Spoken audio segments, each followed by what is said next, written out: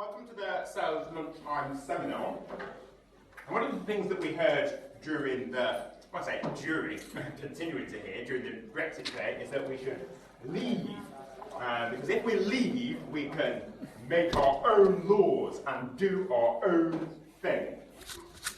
Subsequent to that, though, there's quite a lot of discussion about whether or not you can make your own laws, whether or not you can do your own thing, whether or not it would be much more effective if we aligned, had a close alignment, close relationship, a common rule book, and other such mechanisms. Here to speak to us about this issue and others is Professor Kenneth Armstrong, who is Professor of EU Law here since 2014? 2013. And it's European law, not EU. He's Professor of European Law since 2013, and he is currently on leave on a Leverhulme funded project to explore issues that arise both internally and externally from the Brexit debate. He's going to speak for around 20 to 30 minutes? 20 to 30 minutes, and then we'll open up for discussion. So Kenneth, I give the floor to you.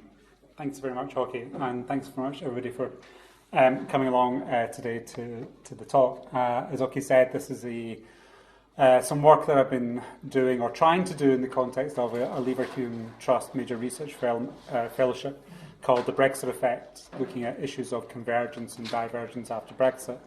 I kind of thought at this stage in the project, so more than 14 months in, that I would have an awful lot more to say in terms of what was actually happening. But as of today, we're still fully aligned because the UK is still a member state of the European Union, so it makes it slightly more difficult to do this project than I had planned. So part of what I'm going to talk about today is to think about alignment in a very broad context, including alignment during membership. How was alignment during membership secured in legal terms? And therefore, what's going to change as the UK leaves, possibly enters into some kind of transition period, and then thereafter. So some of the more normative questions about whether we should align or not, I might leave to some of the discussion later on. Today, I'm going to focus on a more practical orientation to how has alignment actually worked, and therefore legally what has to change as the UK prepares to leave the EU. So really I want to think about three different kinds of time period.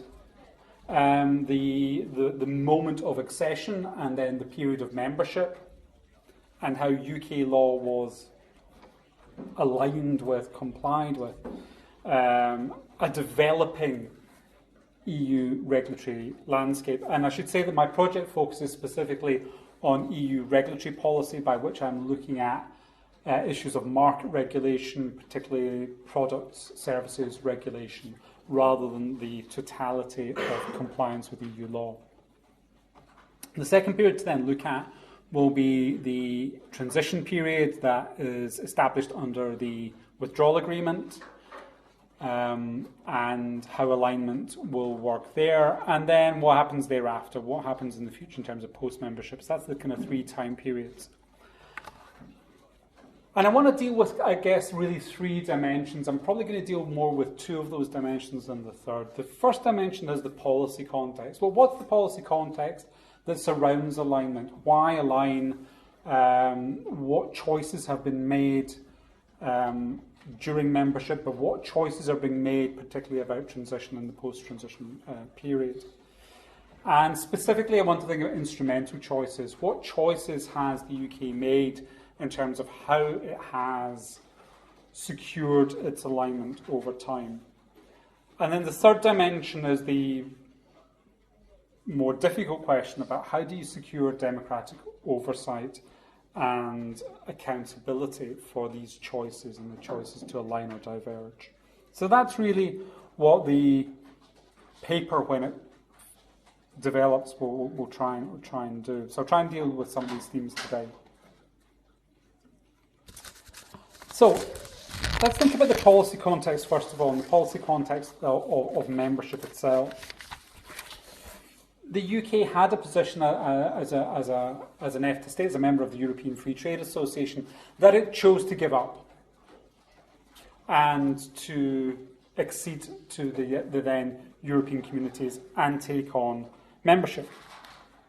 So that was itself a commitment to align. It was a commitment to align with the rules that were already in place in 1973, but more importantly, to then, over time, continue to adopt and implement EU rules. So there was membership of the European Union, and of course we know this more directly from the experience of the accession states, particularly in the 2000s, is that membership is a commitment to align. And in those candidate countries' context, that means before acceding, undertaking a high level of alignment prior to accession. But the point I'm trying to make is accession is itself a commitment to alignment and alignment over time. Now, for the countries that joined in the 1970s, the UK, Ireland and Denmark, when you think about alignment, at that stage in the development of what was then the European communities, most of the rules were really to do with customs. The customs union had been completed. There were certain rules that had to be adopted by the UK, and the common agricultural policy.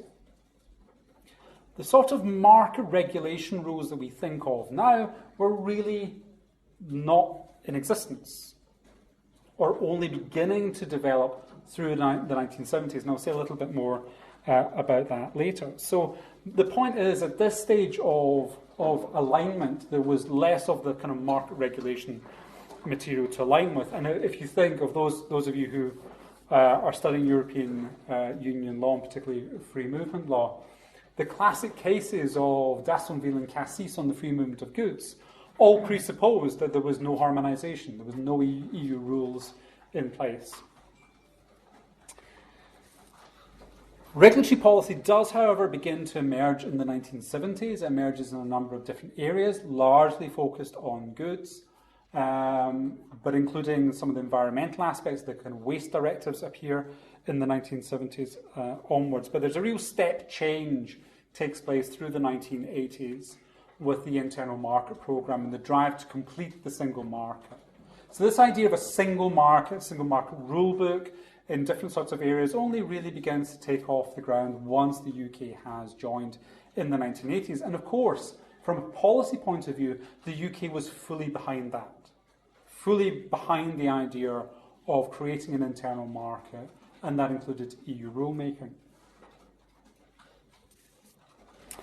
One thing that we see, though, that changes during the UK's membership is that much of this regulatory activity, the rulemaking activity, is in the form of directives. And directives require transposition and implementation. So that's going to require some degree of domestic activity that's going to secure continuing conformity and alignment over time. But one thing that changes is that as these legal frameworks that have been put in place through the 70s and 80s and 90s mature, the EU starts to recast them into regulations that are directly applicable. And therefore, they no longer are so dependent upon domestic instruments transposing them. So this shift from directives to regulations then has to entail some sort of corresponding recognition or shift domestically, and I'll talk a little bit about that. What other things happen in the policy context during membership? The legal basis for much of the EU's legislative activity in the 70s onwards in this area was Article 100 of the European Economic Community Treaty. And it deals with the approximation of national laws, or the rapprochement of national laws. Therefore, it assumes that there are national laws that need to be harmonised and aligned to create a common rule for the member states. But as we move through into more modern times, the EU is simply regulating on stuff that the member states haven't necessarily regulated on, or only beginning to think about regulating. New markets are being created as new technologies develop. So we have mobile phone telephony, data roaming, etc., all coming in as new EU legal frameworks, less to do with the approximation of pre-existing national rules. So by the time that the EU referendum comes around in the UK in 2016, we have a very developed EU regulatory apparatus that is both deep and broad. It is broad because it is no longer just located in the realm of goods, but includes services and crucially financial services, but it's also deep. It involves significant levels of not just EU legislative activity, but its non-legislative activity through delegated and implementing rules. So that's the kind of context of the changing nature of EU regulatory policy. What then about the policy context of Brexit itself? Well, as Oki suggested at the beginning, it's quite value-laden, this policy context. We know some of the mantras around it, including taking back control. And taking back control has many manifestations, but one of which is taking back control over laws and trade. That means, or has been translated into, an idea that the UK must leave not just the EU, but also its single market and its customs union. That the only true Brexit, if you like, is one that is outside of these frameworks. There are three caveats, however, to that. Different policy choices are being made. One is that the entirety of the EU's legal framework will be domesticated. It will be brought into UK law to ensure perfect alignment at the moment that the UK exits or at the end of the transition period, whichever is later. Secondly, that there is a policy choice to have a transition period agreed between the EU and the UK to allow for a period between exit and the UK's new future relationship with the EU, during which time the UK will continue to align with the EU, not just in terms of those rules that were in place, but actually any new rules coming into force during transition. And the third caveat that is important, and particularly in respect of this question about alignment, is the avoidance of a hard border on the island of Ireland. And the implications of that in terms of enduring regulatory alignment to avoid regulatory checks.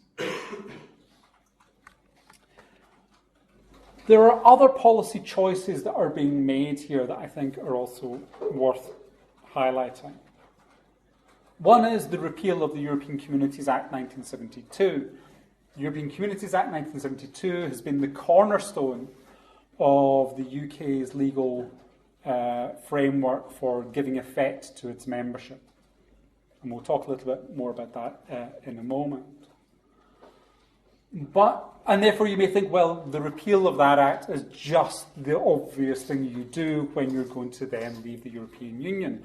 But the timing of that, of when you repeal the European Communities Act, is a political choice, and it has significant ramifications in terms of how you put in place a legal framework for the transition period. I'll explain that in more detail. The final big policy choice, policy context choice, is once you take the UK out of the single market and the customs union, to give the UK maximum autonomy. That is also then related to the UK's ambitions to pursue future trade policy agreements. And in various letters that Boris Johnson has written, he has made clear that there is quite a clear connection between the UK's desire to be out of the customs union, to have control over its trade policy, and regulatory policy, the autonomy to pick and choose whether to continue to align or diverge from the European Union. And that is, of course, where we then get into some interesting political territory as to what that then entails and why the UK might diverge. So that's the policy context. I want to spend some more time, because you're all lawyers, or mainly lawyers, thinking about the instrumental level. And some of this is, I guess, familiar, although as many of you are from other countries, not necessarily from the UK, maybe less familiar is how the UK has actually legally secured its membership and therefore what will change when the UK leaves. So I mentioned a moment ago that the European Communities Act 1972 is really the cornerstone of the UK's legislative framework. It gave effect to the UK, to the accession treaty that applied to the UK, Denmark and Ireland. It also gave effect to the European Communities treaties that were then in existence, and also facilitates the addition of any new treaties via statutory amendment to the European Communities Act. So every time we had the Single European Act, the Amsterdam Treaty, Nice Treaty, Lisbon, etc., they were all simply added as treaties to which the European Communities Act gave effect. The more significant provisions for our purposes are sections 2.1 and 2.2. Section 2.1 gives effect to directly applicable EU rules, including regulations. That gives it a particular quality, an ambulatory quality. That is to say that as and when the EU adopts regulations that are directly applicable, they simply automatically have application in the UK. Section 2.1 recognises them as having immediate legal effect. And therefore, as these rules change over time, the UK simply maintains alignment through this ambulatory quality.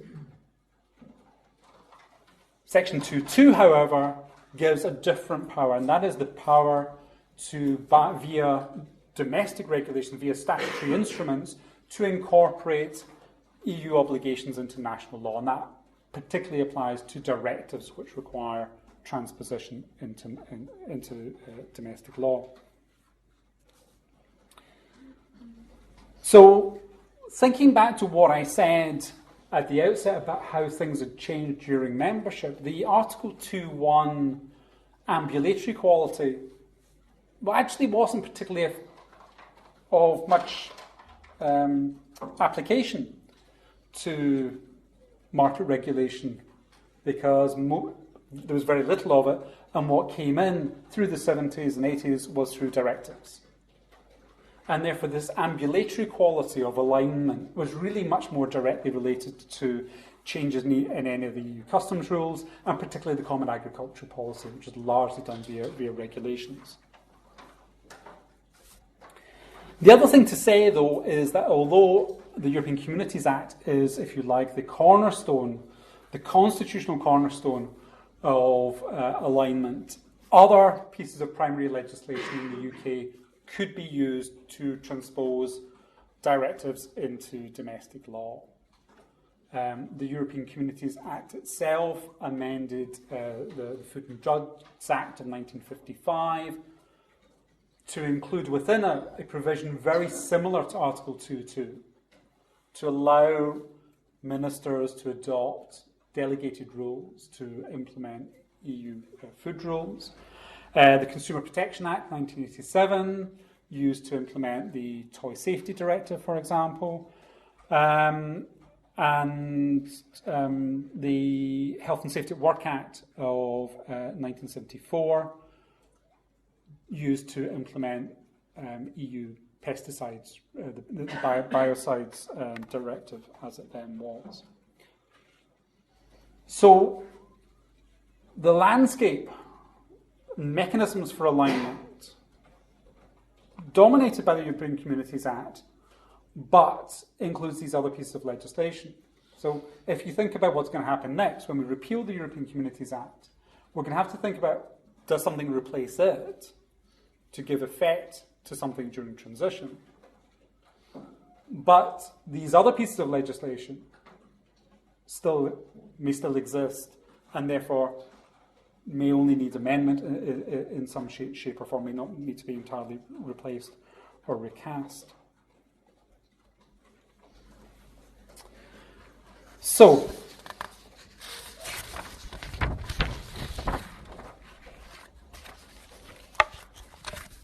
over time during membership then, Section 2.2 of the European Communities Act increased in significance as the body of market regulation directives came on stream and developed.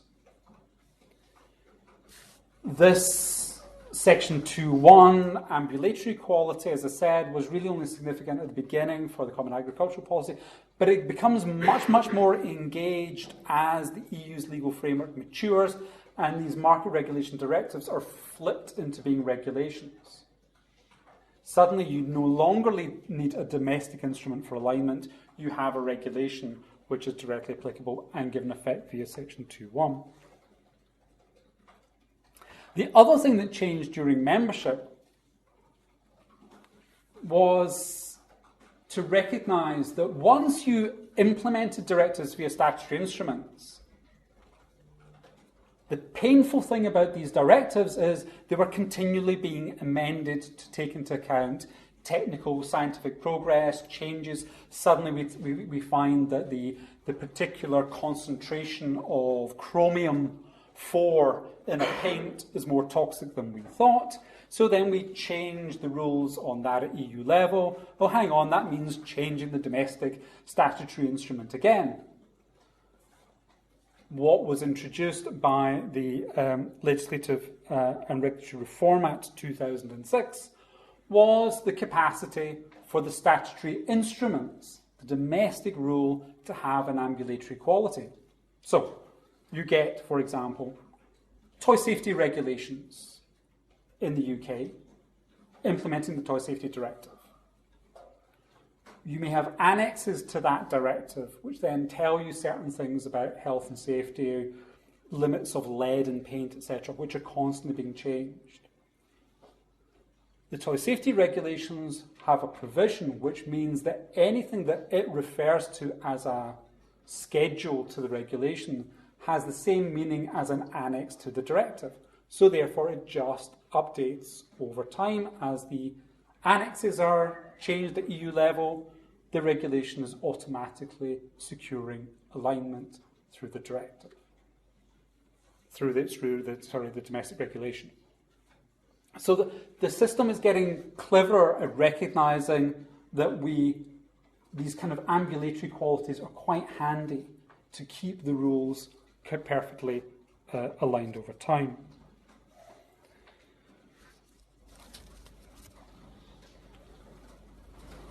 The one final thing to say is that it will be obvious that the amount of activity of creation of these statutory instruments is now going to increase over time through the initial decades of membership, through the 80s and 90s, to secure continuing alignment.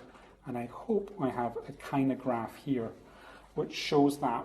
It's not a very good graph. I mean, it looks quite pretty, but it's not a very good graph in many ways. What it highlights, I think, though, is, and these are just taking 5-year time periods, these are the total number of statutory instruments that reference the European Communities Act as either the direct legal basis of the instrument, or it sets out the purpose which a different piece of primary legislation is giving effect. And these are utterly indistinguishable. They don't say what these statutory instruments are for. These are just total numbers. I haven't yet managed to find the time to drill down. But in the first decade of membership, you have in total 125 for domestic statutory instruments, many of which are dealing with things completely other than market regulation. But look what happens once you get into the 80s and the internal market programme gets up and running. Suddenly a big spike. We've got 313 over a 5-year period. In the next 5-year period, that more than doubles to 790 statutory instruments being incorporated at domestic level. Again, these are not wholly related to the internal market, but many of them are. By the time we then get into the 90s, the late 1990s, and I don't have good stats on this because the return for any given year just says over 200. In any given year in that period, we're having more than 200 instruments. So in a 5-year period, over 1,000 instruments each year being adopted. So the total number of SIs adopted in every year between 1999 and 2011 exceeded 200 in each year. So it's a vast amount of activity to secure UK compliance and alignment with EU rules.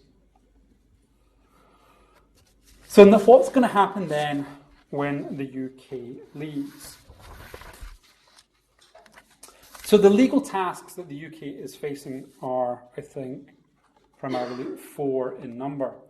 The first thing it has to do will be to give legislative effect to the withdrawal agreement, including its provisions on transition, which ensure that the UK will continue to align until it finally exit the transition period. The second task is because of the specific protocol on Ireland and Northern Ireland, which aims to ensure that in terms of manufactured goods and certain agricultural goods, the rules will be the same to avoid border checks. We need to give effect to that in domestic law. We also need to do the thing that is the policy choice, which is at the moment that the UK leaves or at the end of the transition period, whichever is later, there will be this perfect alignment of domestic rules with EU law at that moment. And then the fourth task is repealing the European Communities Act itself. And in very broad terms, we have 2 pieces of legislation, one of which has been adopted and one of which has been proposed but is now in limbo pending the general election. So the first piece of legislation is the European Union Withdrawal Act 2018. Sorry, the first non-piece of legislation, the bill that is the European Union Withdrawal Agreement Bill, the WAB, which was proposed in October, deals with legal tasks 1 and 2. And the European Union Withdrawal Act, which was passed in 2018, is going to deal with tasks 3 and 4, the alignment and repeal.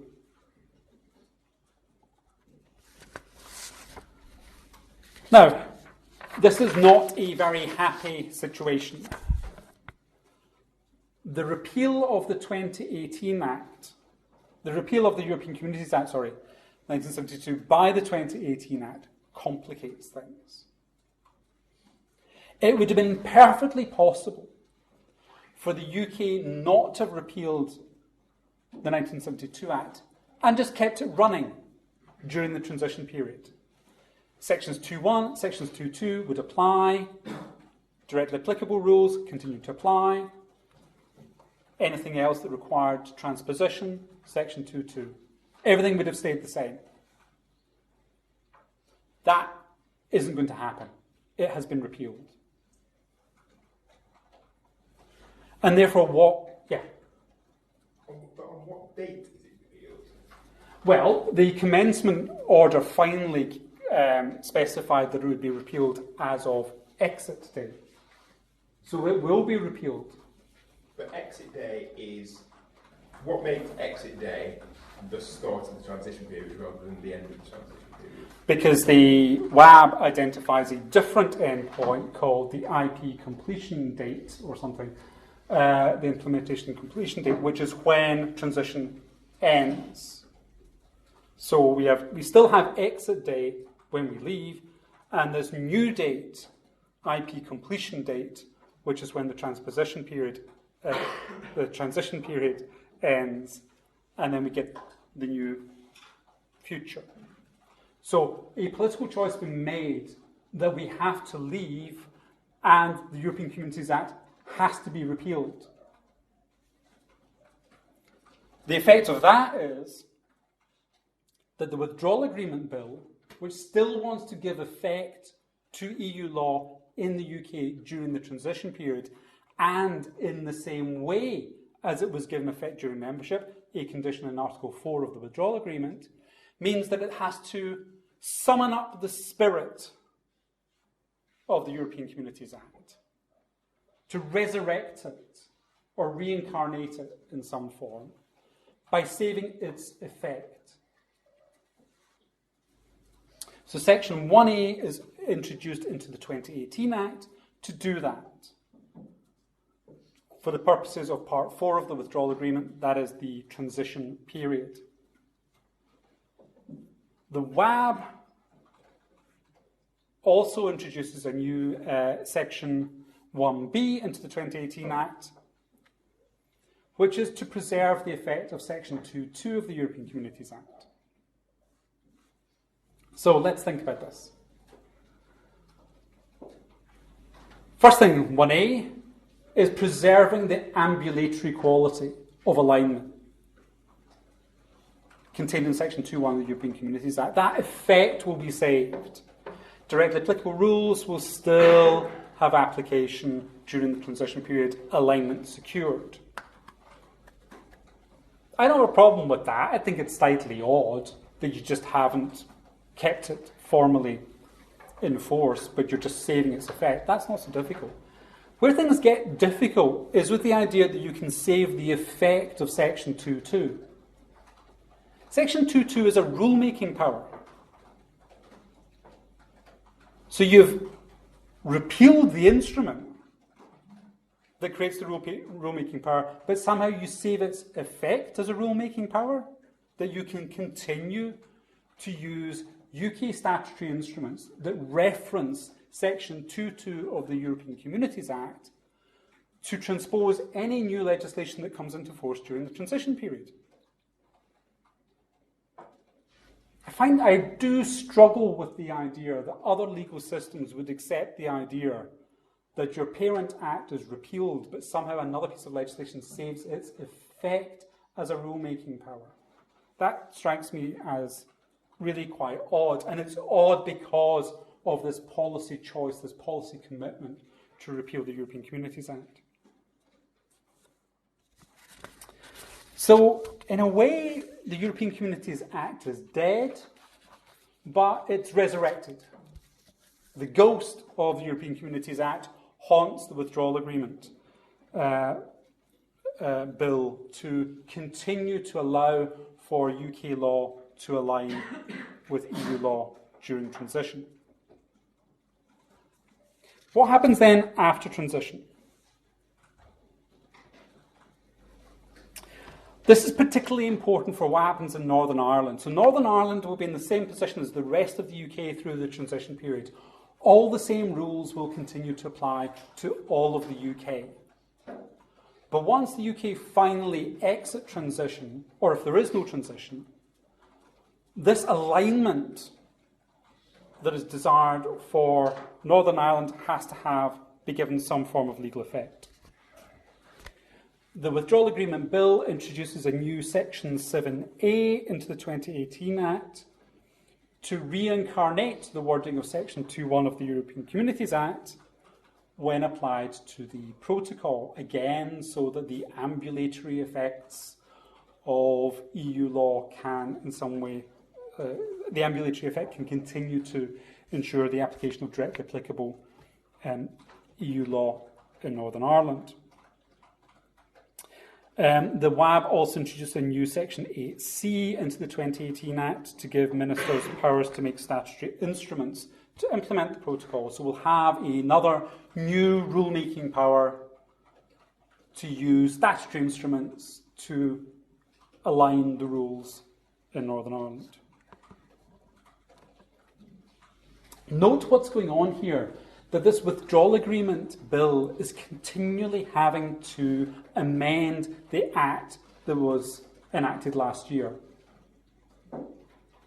It's a very odd and complex legal environment that you have to continually read between the two pieces of legislation to see where you end up. And in many ways, they're the wrong way round. The withdrawal agreement bill would better have been enacted first and not repealed the European Communities Act, then to be followed by the European Union Withdrawal Act that doesn't say anything about the European Communities Act at all. So it's a very difficult and slippery legal environment to work between. For the rest of the UK, alignment is secured at the moment that the UK leaves and transition ends under the 2018 Act. This entire body of EU law acts as retained EU law as of that date, but as a purely domestic body of law. What happens thereafter, of course, things could then change.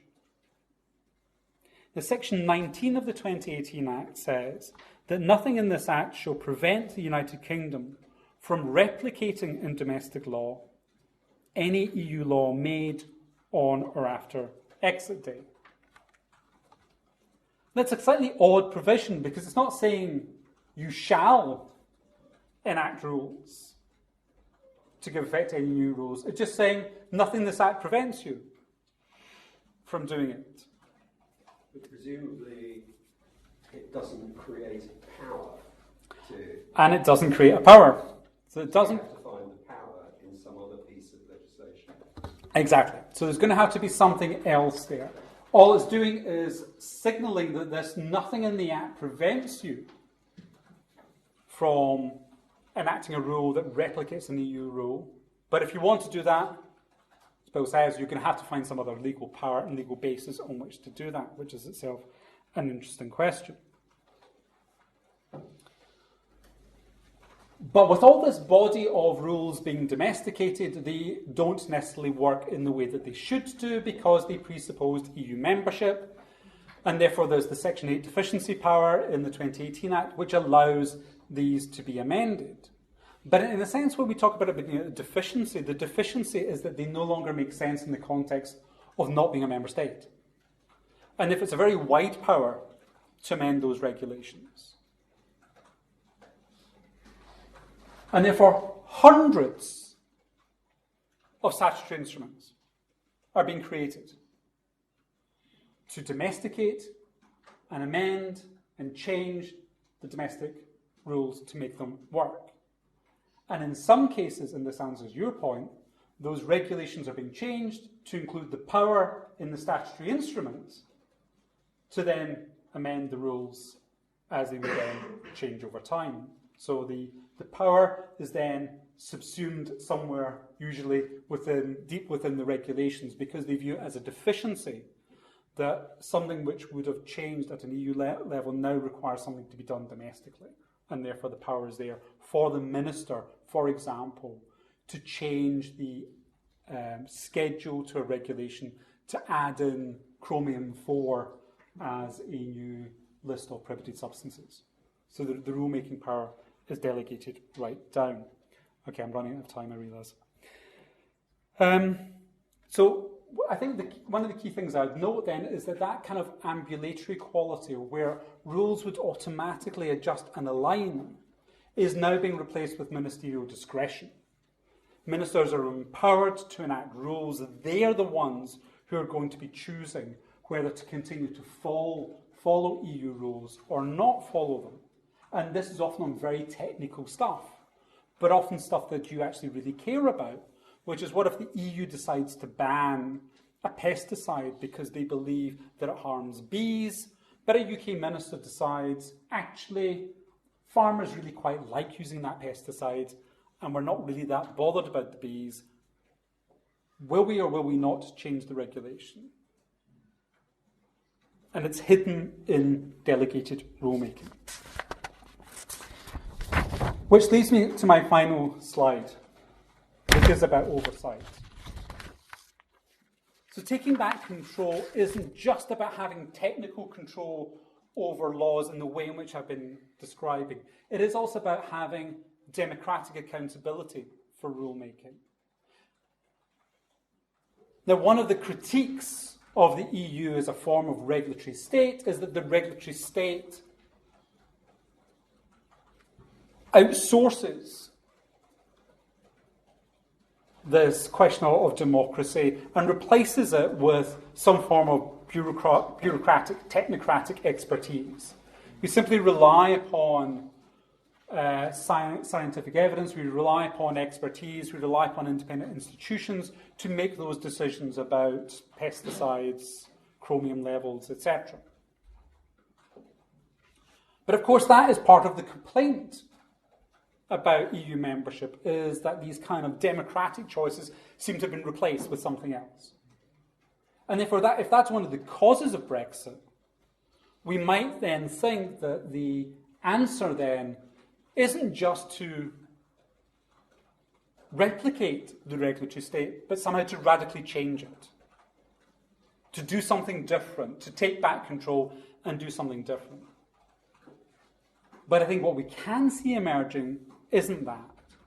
It is about the reproduction of the regulatory state and renationalising it, giving it a domestic legal form. And in many ways, many of our anxieties about oversight are enhanced because of the way in which much of the rulemaking is going to be done through the exercise of ministerial power, and then the question is what oversight there is. Now, one of the interesting things that the WAB introduces is a provision which empowers the European Scrutiny Committee of the House of Commons to monitor new EU rules during the transition period and to raise any concerns of vital national interest. And this seems like an interesting kind of democratic oversight, monitoring what is the evil EU up to during the transition period, what rules are they enacting that the UK is going to have to follow. But in some ways it misses the point. And it's always been the point that an entity like the European Scrutiny Committee has always struggled to monitor delegated rulemaking at EU level, which is where most of the activity is now taking place. That's no answer then to what's going to happen with all this enhanced delegated rulemaking domestically and what sort of scrutiny there'll be of that. Thank you very much.